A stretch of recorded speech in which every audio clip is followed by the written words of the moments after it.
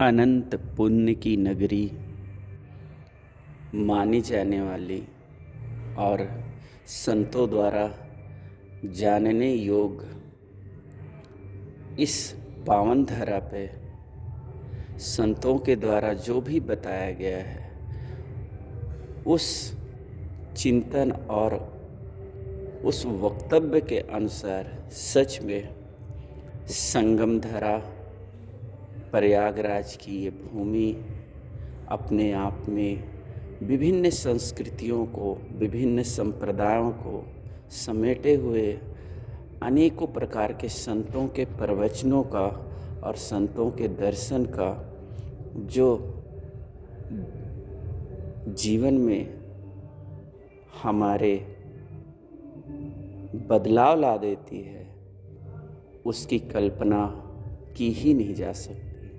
बस एक शब्दों में कहा जा सकता है कि आज वो बात याद आती है जो भगवान श्री राम ने कहा था कि प्रथम भक्ति संतन कर संगा। सच में संतों का संग जीवन में बहुत ही बदलाव लाती है। वो बदलाव है जीवन में हर पल शांति का अनुभव कराती है। और इसी शांति के अनुभव में आज प्रयागराज में एक संत ने एक कथा कही, कहानी कही, वो मैं आपको बताता हूँ। संत जी ने कहा कि एक गुरु के दो शिष्य थे और दोनों ने अपने गुरुओं के पैर को बांट लिया। एक दिन एक शिष्य नहीं था तो दूसरे शिष्य ने कहा ये मेरा पैर नहीं है, उस पर चोट मारी।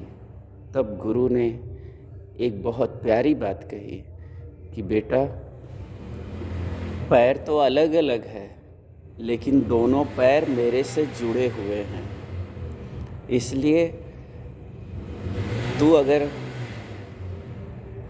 एक पैर को नहीं मारोगे और दूसरे पैर में मारोगे तो दर्द मुझे ही होगा। और संत के कहने का भाव था कि यदि आप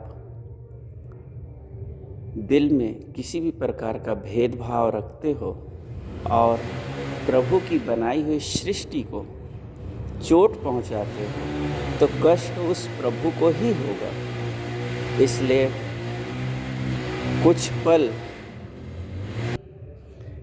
कुछ पल ऐसे भी बिताएं अपने से बड़ों लोगों के पास, एक अच्छी भूमि पे, एक अच्छे स्थान पर और संतों के संग जिसमें आपके भीतर जो कसाय है, मलिनता है, प्रवृत्ति है बात बात में किसी को चोट पहुंचाने की, अपना पराया समझकर, ऊंच नीच समझकर, ज्ञान अज्ञानी समझकर, इन सब चीज़ों से ऊपर उठने के लिए आपको अवश्य ही संगम आना चाहिए और संतों के संग बैठकर जिस जगह भी आपको अच्छा लगे वहाँ सत्संग सुने और निर्मल भाव से ये न सोचे कि मेरे हिसाब का कोई संत मिल जाए। नहीं,